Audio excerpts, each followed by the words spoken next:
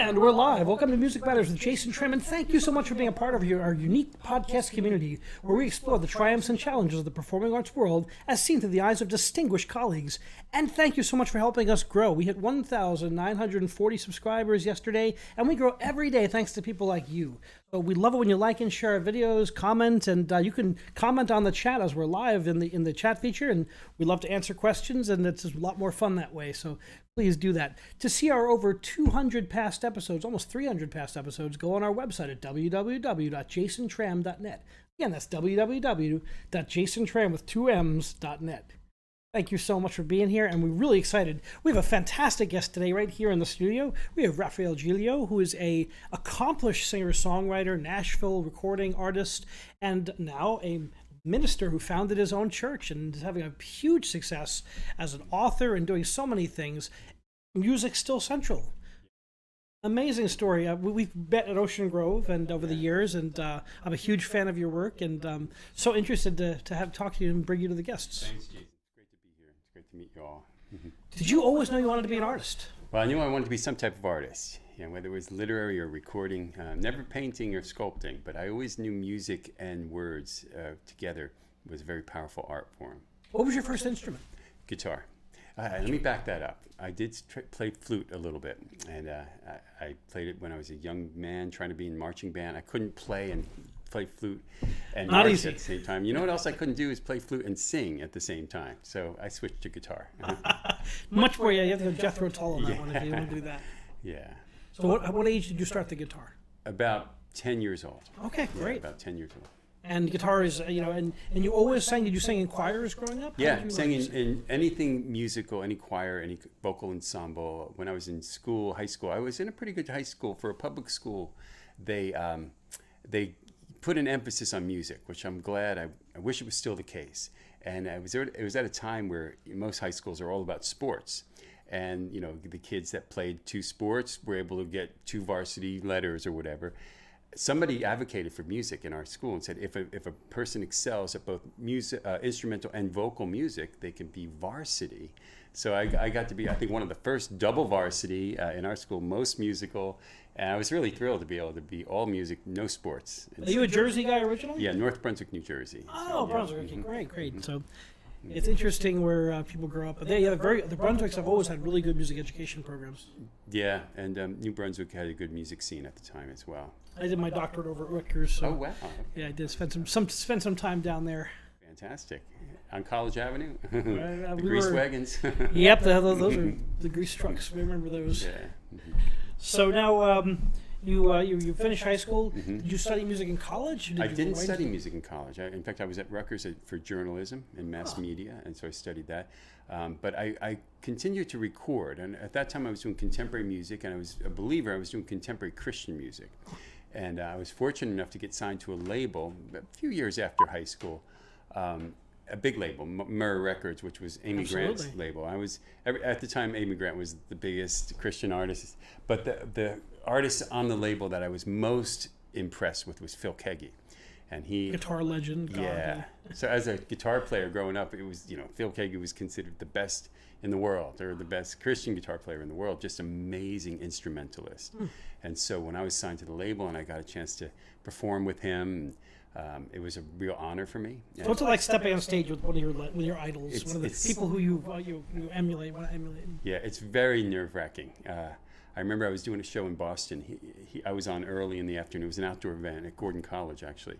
And he was later on, and I had some of my material had some classical or some acoustic fingerstyle. You wouldn't call it classical, you'd call it acoustic fingerstyling. But complicated. Exactly, Yeah. like Phil. Like I was trying to emulate him, and I'm thinking I'm taking that song out of the set because Keaggy's going to be watching me. But I did it, and I pulled it off. So later, he says to me, "Hey, I really like your style, like your stuff. Where are you staying?" I said, "Well, we're staying at the hotel down the street." He goes, I'm there too. Let's hang out. Let's get together. So I didn't think he'd, I said, "Well, I'm in room, whatever." I didn't think he'd contact me. But I'm sitting in the room, and the phone call phone rings, and I said, hello. Hey, Raphael, this is Phil. Thinking about going to get a bite in a movie. There's nothing to do out here. You want to come? Ended up, and here's how I know what year it is. Whatever year Field of Dreams came out, it was that year. One of my favorite movies of all time. That's what we saw. Wow. So if you build it, you will come. Yes. Yeah, prophetic. But I became a close friend with him from that point on. And that was a real honor for me to work with him. He showed me a lot of how he does things, although he only has 9 fingers. So really, I didn't know that. Yeah, he's missing this one when he was from young. Birth or from no, when he was young, 4 years old in Youngstown, Ohio, he was playing with the well out back in the farm.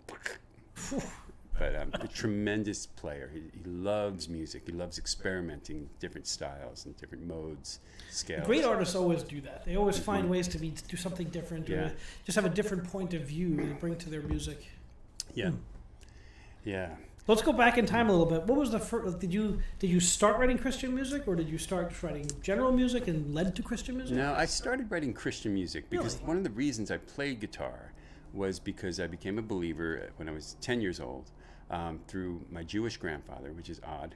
But we were Catholic, but not really following any real specific path. But my Jewish grandfather came from Florida. He was so excited that he discovered that Jesus is the Messiah. And he was so excited about it that he came and told us. And so basically, he said, you could be born again if you believe that Jesus is the Messiah and you commit your life to him. So I did. And it introduced me to a different social scene. So now all the young people my age that were Christians would gather in different groups, like Bible studies and youth groups. And they were always looking for someone to play guitar. And so I learned how to play guitar so I could infiltrate into those groups. Wow. Yeah. So it's followed you around. And now, how did you get from that, just starting out, to the Myrrh Records? Tell us about that journey. Recording a lot. I would write. And so I would try to write as much as I could. And I was trying to write to the style of the day. And so fortunately, I was able to record in a good recording studio. My brother was a producer, and he had access to his studio and a few others. I was recording in Hoboken in a place called Waterfront Studio, where Lenny Kravitz had been recording. And I recorded a song called Round and Round. It was I think my first or second 24-track recording. The 2-inch tape, the big reels. And it got the attention of a guy up in Boston who was working with labels in Nashville, but he was a contact in Boston. That Gordon College connection was there. And he was also U2's tour manager. So he was a real music guy, right? A real music industry guy. He liked that song. He sent it to Nashville, and I got connected with Myrrh that way. It's so interesting how people make those connections and the network of people it takes to make a career in music. It's just incredible. You have to.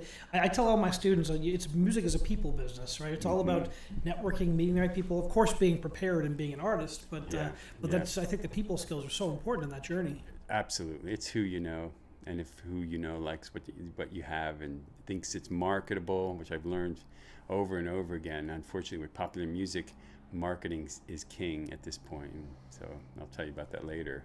Trumps over a lot of the it's like disposable commodities, like to me. Yeah. But there's still kids out there putting out tons of music. We do a lot of indie artists on the show. And that's great. It's interesting to see what people's tastes are. Yeah. And what I love about today's indie market is how different it is. Like, people can be themselves, not have to be this plastic image that a record company puts out. They can be themselves and build their own organic audience. Like never before, because of the platforms, because of YouTube, because of independent digital music. It's like never before, which is great. Kind of turning things on its ear. Of course, to break through the white noise of there's so much material out there. Yeah. That's the challenge that everyone faces, but it's just fascinating to me you watch as people organically build up their audiences. It's pretty fascinating. Yeah. They can find the people anywhere in the world that listen to them. That's right. Yeah, and think about how difficult that was in the past. I remember trying to get songs on the radio as the only means by which someone can possibly hear your song. Radio, unless you handed out cassette tapes at your concerts or whatever. Yeah. But now, just because you could, obviously get it through the internet and digital music, people across the world can like your music, and it's funny when they do. You have sometimes I have a flurry of activity in places I would have thought. So. We have a nice viewership in Nairobi. Wow, how about that? We don't. I didn't realize that there's a large English-speaking population Yeah. here, and that's very fascinating to me. You never know. Hello, Nairobi. You never know where people, engage, Yeah. and I just think that's fascinating, and Yeah, I'd love to know where and why. But sometimes there's no, you just have to yeah. be happy. And it's Yeah. exciting. So getting into the recordings, Okay. getting at the record company, Yep. what was it like? Then you were studying journalism, so Yep. you had this double life. Yeah. It's common for popular musicians to have, like, to study business. I've seen Mm-hmm. to be performing on at the same time. Yeah. Well, it interrupted my studies, so I left Rutgers. I moved to Nashville. I got a call from, again, Phil Keggy, and he says, hey, guess Center what? of the contemporary world, Nashville. Exactly, and it was just starting at that point. So this is about 93, and he says, I'm moving to Nashville. I said, Tennessee? He goes, yeah. And he listed all these people out in LA that he was among, working with, who were moving to Nashville, who had already moved to Nashville. And I said, Phil, I'm a Jersey guy. Are you kidding? You want me to move to Tennessee? He goes, I'm telling you, it's happening. Everyone's moving to Nashville, Tennessee. So he said, why don't you come visit me? So a few months later, I visited him, and he had this beautiful house on this lake in a subdivision. And he said, the house next door is for sale. And I was able to sell my townhouse in New Jersey and buy the house, 4-bedroom house on a lake in Nashville. And I did. So we lived next door to each other, which was amazing, because then we could just play music together. We'd go on bike rides, and it was really a great friendship. Still is. I mean, he's 71 years old, and we're still best of friends. But what was interesting is I got to see him, and when I say he loves music, that's what he does. He sits on his porch and plays guitar all day long. He has a pipe. He smokes his pipe and plays on the back deck. And always studying something new. Always passionate about something that he's heard has influenced him. I've seen other professional musicians that when they come off the road, they set their guitar down and they don't really want to touch it until they're rehearsing for the next one, because they want to just live there. Not Phil. He did not like to tour. He would like to just be home with his children. I remember sometimes he'd be on tour, and he'd convince the bus driver to drive him somewhere close to Nashville so he could spend like a day and a half and regain the tour. Yeah. I get a call in the middle of the night. Hey, Raphael, can you pick me up? I'm at the grocery store in Antioch. In the middle of the night. So that kind of thing. So I got to see him, and that's why I have such tremendous respect for him as a musician. Did you ever co-write with him? Oh yeah, we've written a couple songs together. Yeah, some that he's recorded, some that I've recorded. Yeah. It's a beautiful friendship. Yeah. So being in Nashville, being a part of this incredible movement of contemporary music, what was that like for a young musician on the rise? It was fantastic. In some regard, it was fantastic. In another regard, you realize that Nashville had become very commercial at that point. It's commercial music. So they weren't necessarily looking for the best and brightest. They were looking for the most marketable. And sometimes they're the same, but sometimes they're not. And I saw some artists get signed and have a relatively successful career that put it this way, I wouldn't want to trade talents with them, And so that was a little demoralizing. It's not like sports. If you're the best soccer player, the best football player, the best baseball, you're going to get a contract and you'll be able to, on your own performance merits, be rewarded. Music, at least popular music, is Can not be like quite that. a challenge. Talks about that in his Neil Peart talks about that in his autobiography. How he moved to he finished high school and moved to London and thought he was going to make it big because he was a really good drummer. Wow. And he goes nothing. He was selling Wow. gifts at a gift store or something like that. Unbelievable. He just could not break through over there. I did not So he know came that. back and he finally the Rush thing seemed to work out for him. Wow, that's amazing. But it's a good point. It's something to learn that it's there's a lot that goes into this type of career, and it's a lot of moving parts. Yeah. But I continued. I pressed on, met a lot of great people, recorded some good stuff, and it ran its course. And so then I found myself, having to get a day job. I was working at the mailroom of Arista Records, but then I remember I had some. So your day job was also in music, of course. It was in music, yeah. It was some opportunity. Then I decided, okay, I really got to up my skills, and I upped my I was in journalism and mass media. I upped my mass media skills to contemporize them towards what was emerging as the internet and digital music. So I became certified with new technology, Microsoft New Technology. At the time, it was pretty impressive in Nashville because they were kind of behind the times. Interesting. So my day job ended up becoming the manager of new technology and media at Capitol Records. And at that time, Capitol Records it still is a major label, but it was the major label. We had Garth Brooks, Keith Urban, Trace Adkins, Dina Carter. So I find myself helping with the careers of these people to get their material on the internet, get it digitally promoted. So that was big money. You were in the middle of the wave of the future, right? Yeah, just the beginning of it. I remember, talking to the president of the label, who was just a little bit in the old world, and saying how we got to get Garth's material online. And he's trying to connect, and he says, nah, he goes, the whole internet thing, it'll go away like CB radios. Still hasn't gone away, yeah. Yeah. I remember talking to Garth Brooks, and he was trying to show me how we can enhance the point of sale with the CD cover. He says, if we add things to it and we make it a more enviable or attractive package, then we'll sell more. And I had to explain. I said, Garth, what we sell from you is not so much a product, hard goods. We sell digital code. Your music is now digital code. And digital code will find its way to the listener in other ways than this plastic CD. And he's very intelligent. He sort of got it, but I don't think he realized how true that would be in the next 5 years after. So isn't it fascinating to see how mostly the indie bands I interviewed, a lot of them that are touring are all producing vinyl.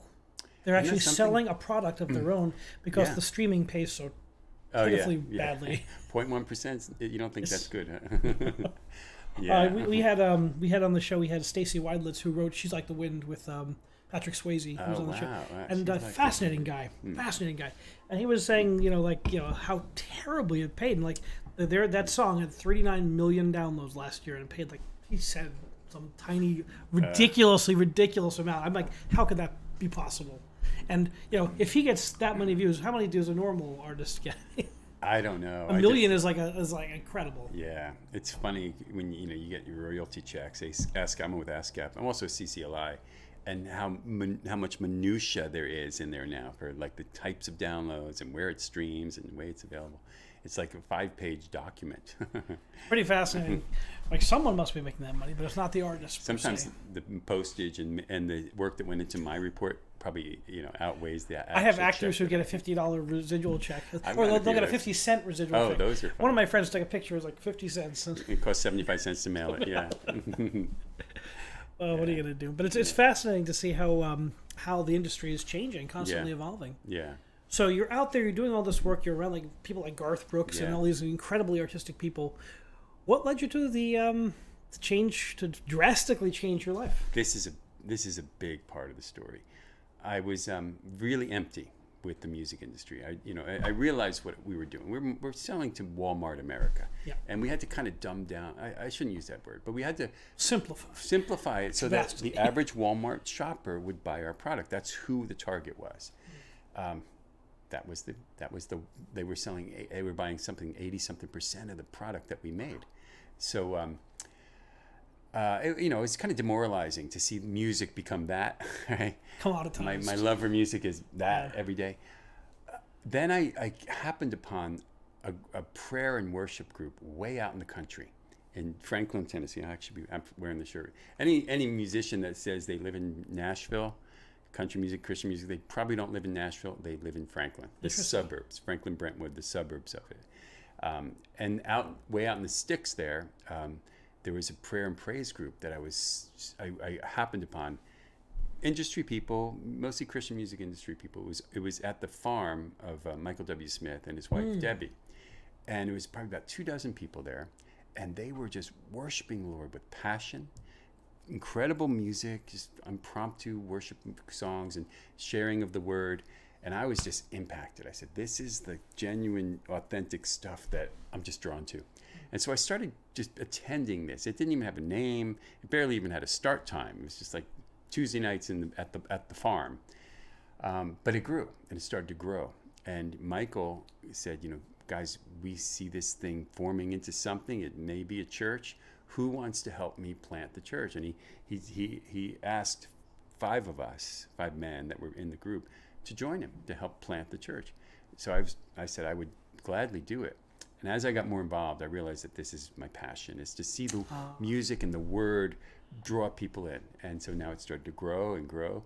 And one of our advising, our main advising pastor, who was a just retired pastor of the big church on Music Row, Don Finto, he said, "Well, guys, you got to either become a pastor or get a pastor, because you can't run a church with just a planting team." And so Michael and I went through a process where we got ordained together. Michael W. Smith, myself, under Don Finto. No, he was ordained. That's yeah, interesting. 2002, we got ordained.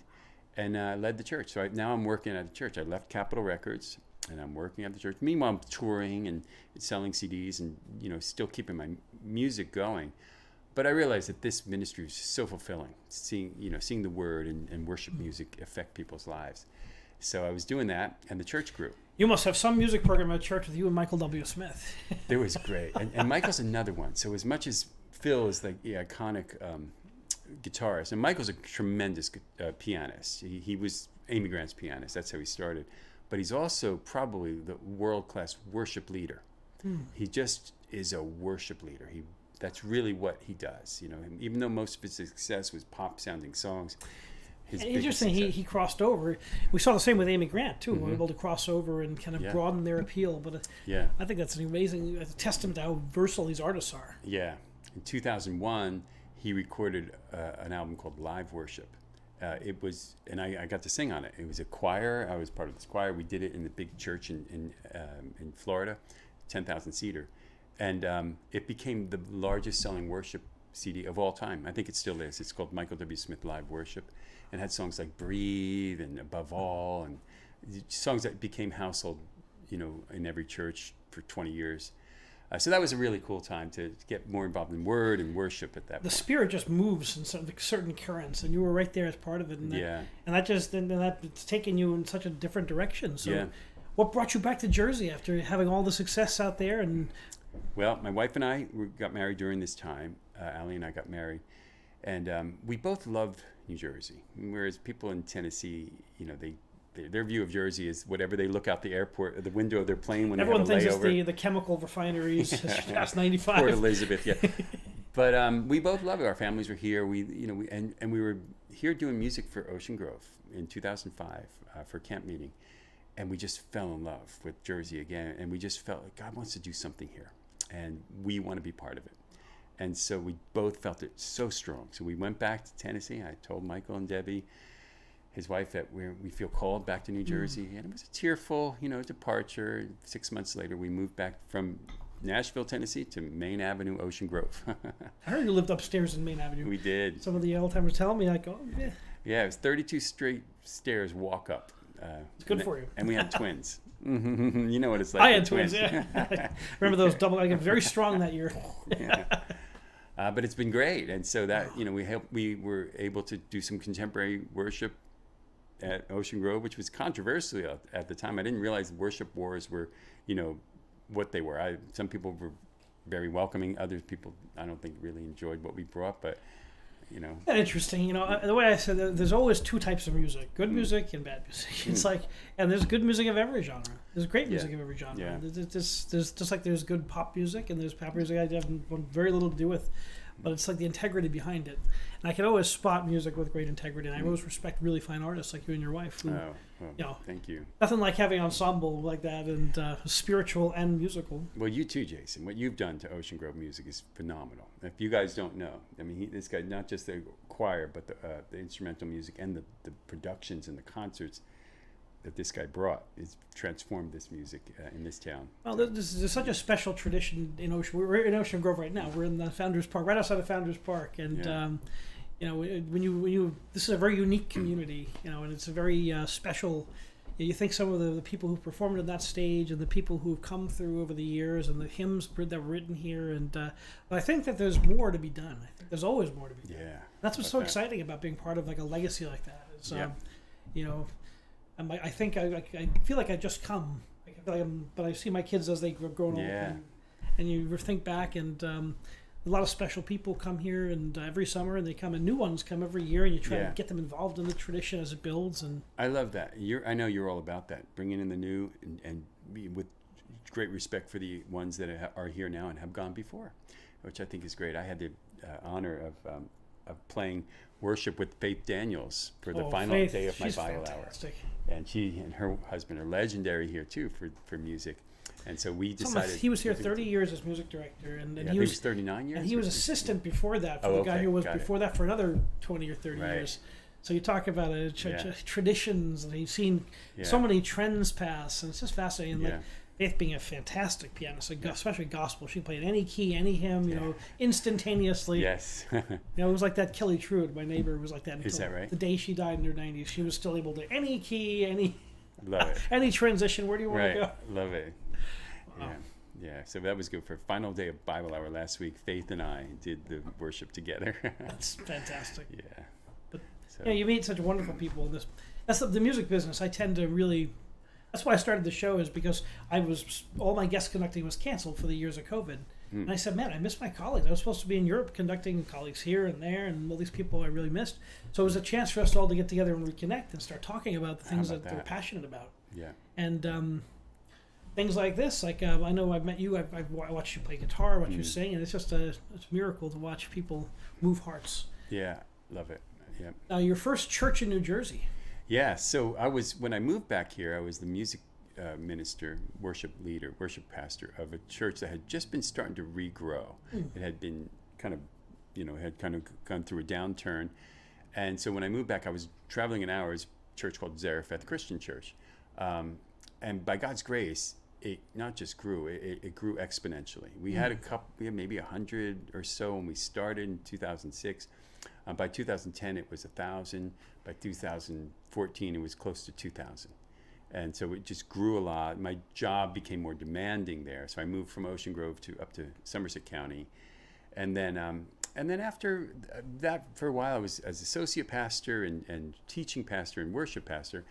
I felt the call to just have my own church and be a lead pastor, where I'm giving the word regularly. I'm setting vision. I'm implementing vision. And they weren't able to do it from that church. But another organization tracked me down. They said, we want to do it in Monmouth County. I said, Monmouth County? That's where my heart is. Got some roots down there, yeah. So in 2018, we started a new church with the Christian Missionary Alliance in Monmouth County. And, we had a great group of people that we started with, and it has grown ever since. And some great guests along the way, including Mark Delavan, who came and sang with us one morning. But different people have come, and we have a wonderful group of musicians, really incredible musicians that have been attracted. So we are now in Holmdel, New Jersey, and we meet at the Bellworks building, which is a great building. Yeah. One of my ballet choreographer friend rehearses in Bellworks. Oh, right. They're Okay. based in Bellworks. Okay, how They about do. that? I think their office is there too. Yeah, Never there's- actually. I've heard it's a beautiful space. You got to New stop and in. modern. Everyone talks about it. It's a colossal building. The lobby is the size of 2 football fields, if you can imagine, what he told with me. coffee shops and the hair salon and the library and the stores. And, but anyway, the church is, it's all about just digging into the Word, really seeing what the Bible is telling us for today, and then worship, in expressions of worship. My kids are involved in it, and the music and things like that, and that's real fulfilling. One of the things I've taught is just, I always teach a series, and one was the soul or the spirit. So last year I taught this 8-week series called Soul or the Spirit. Soul being your mind and emotions, but spirit being that part of us that connects with God and hopefully takes over the soul, and you do great things. That's why Romans 8:6 says the mind controlled by the spirit is life and peace, whereas the mind controlled by the flesh, our sinful nature, is death. And so we're really trying to get our mind or soul controlled by the spirit. So I wrote it into a book. I didn't intend it to be a book at first. It was just a sermon series. But when I was asked to do Bible Hour, teaching 6 days of lectures, I put all my notes together. They were this high. And I got to work with a manuscript program, and I whittled them down to become my first book. So What's it like to see a book come out, and yeah, I'm sure it's selling pretty well, and yeah, it's doing well so far. God bless. Well, it's great. You can help people, and so what's it like making the switch from music to the Word to preaching? I mean, do you go? I know you go back and forth. I do. In some ways it's sad. I really love doing music, and I love preaching, and I wish I didn't have to choose. And I tried at first to do both, and I was getting worn out. And when you're getting worn out, you don't enjoy either, right? It's like, now I got to do music. Now I got to preach. But from time to time, I can do both, and I will have a guest speaker, and then I'll do the music. Or that's always fun. That's why I like Ocean Grove. It gives us, my wife and I, opportunity to do music regularly throughout the summer, and then we do it with joy. You've done a lot of music this summer. This summer's been busy. Every time I turn around, I see you guys are performing on somewhere. Yeah. So I like both, though. I have to say, there's nothing like bringing the Word of God and seeing it impact lives. What is it about setting words to notes that makes the words so much more relevant and profound? What is that? Everyone has a theory. Mine is that music is so effective at bringing us to an emotional place where we are receptive to a message. If you hear a melancholy tune, you might be able to be receptive to a romantic or a sad song. Or if you hear a triumphant anthem, you'll be receptive to a proclamation of God's glory. And music is just so effective at setting a tone and making people receptive. So when you're playing music, it's like a can opener, opening up somebody's hardest soul so that they can receive whatever the message might be. And hopefully it's a good message. And well delivered, yeah. Well played, right? It's yeah. That's pretty. It's very profound, and it's amazing the way that the great composers, the great songwriters can really weave that story and kind of make it so relevant. Yeah. There are certain biblical verses that once you hear let's say the Messiah, when you hear the way that they're set to the words, it's so hard to hear another setting of that. Isn't that true? Every time I come across Revelation, I think 13, where it says, the kingdom of this world has become the kingdom of our God and of his Christ, and he shall reign forever and ever. What else can you hear besides Handel? There are other people who've tried, but it's boy, oh boy, it's not easy. Yeah. The bar is very high for that one. So, you read reading that passage in Scripture, and immediately that music comes to mind. So. It just imprints, and there's so many great versions that with some of the pieces we do that become standard anthems that they become so famous over the decades that they. But it's pretty fascinating to see what as the tastes change. Some things tend to stay with the repertoire, some things tend to pass. We see the same with hymns too. I used to pick up at all the rummage sales the old Ocean Grove hymnals. Okay. And they used to sell yearly hymn packets, from 1910, 11, 8, and most of those hymns I didn't know any of them. Wow. Because they didn't live. Right. They were big for a while, but Right. they didn't make the quote unquote the cut. They didn't stand the decades. Yeah, that's interesting about hymns. What we know is in most of our hymnals is the cream of the crop. It has to be. They're the ones that really did stand through the decades and sometimes centuries. Some of those hymns, like you played Fairest Lord Jesus last week, I think it was, the week before, and last week, and they call that the Crusader hymn. It's one of the oldest hymns that they know of that has stanzas and verses, but you wouldn't know it. It doesn't sound ancient. Yeah, it doesn't. And the words are. It's also the. I know with opera, you can have a great melody and you can have a great piece, but if the words are not equal, if the librettist doesn't equal the task, it suffers. You look at some of Verdi's operas, some of them are the best, and some of them they suffer because the librettos did not as tight. Okay, and it's that combination of words and music has to be equal. The setting of the parameter of it has to fit with the words, and it's this kind of alchemy. That's a really good point. That's why some of the best music, regardless of the style, were collaborations between a great Rodgers and Hammerstein, or even Lennon McCartney or whoever. Yeah, definitely. And it takes a long time to get the masterworks together. It takes you look at Rodgers and Hammerstein. It took multiple writing partners to form that partnership, and then they had early successes that weren't good. I did not as know that. Good. Interesting. The Cinderella, but then they Oklahoma and some of the really big ones. But it takes years of comfort to work with each other. Interesting. Usually the musicians don't get along with the librettists. Especially in opera, the librettist was kind of this second fiddle, which write my things, but the work doesn't. The great works have both. Wow, I did not know that. That's interesting. That was interesting. Yeah. And they're always fighting, and by necessity, you have to take a play and you have to whittle it down to what can be sung in 2 hours, 2.5 hours. So it's a very limited amount of storytelling. Yeah, that's for an true. Opera, for example, or a musical. Yeah, that's a good point. Musicals get to have lots of exposition by having words. Yeah, that's right, and operas and dialogue and things like that. So yeah. So what do you see as next? You've done so much in your career. So you founded a church in 2018, right before COVID, BC, right before COVID. BC, I like that. Yeah. How did you guys weather the COVID storm? It was difficult. it was really difficult for churches because we couldn't meet. And but by God's grace, we had established a core enough to know that we were a church. We were operating already. It wasn't like we were trying to get folks together. And video, I mean, Facebook Live, YouTube Live, things like that really served us well. We were at a time in history where you could do it relatively easily, keep people engaged like you are with these folks. That's a double-edged sword. Now, post-COVID, there's still people that are just rather people are trained. They want to sit there with in their pajamas. Yeah. So getting them to come back to church, and we've just about reached our numbers, pre-COVID numbers, maybe even exceeded them a little, which is nice. That's good news. So. Yeah, I know for the performing arts, it's really hard to get people off the couch and back into the concert halls. Yeah. So we're working on that. We're finding new ways to do it. We're just being creative, and that's all we can do. Especially music, because you really can't perceive an orchestra or a choir. It's not the same as listening to your speakers. It's just not. But people, a lot of them are used to it. And I'll give you an example. I teach an undergraduate survey course in music, just appreciation. Okay. That was the sermon last week. Music appreciation, art appreciation. She was talking about. Oh, okay. Music appreciation. Right, So that's right. I start with nothing, and we go through the foundations of Western music, and go all the way to the modern period. Oh, that's great. But I ask my students, who's been to a live performance, classical or anything, and we go through, what have you seen? What's your favorite music style? And I would say like 30 to 40% have never been to a live concert before. Wow. Just never heard live music. Wow. They're so used to like iPods and iPads and speakers. Wow.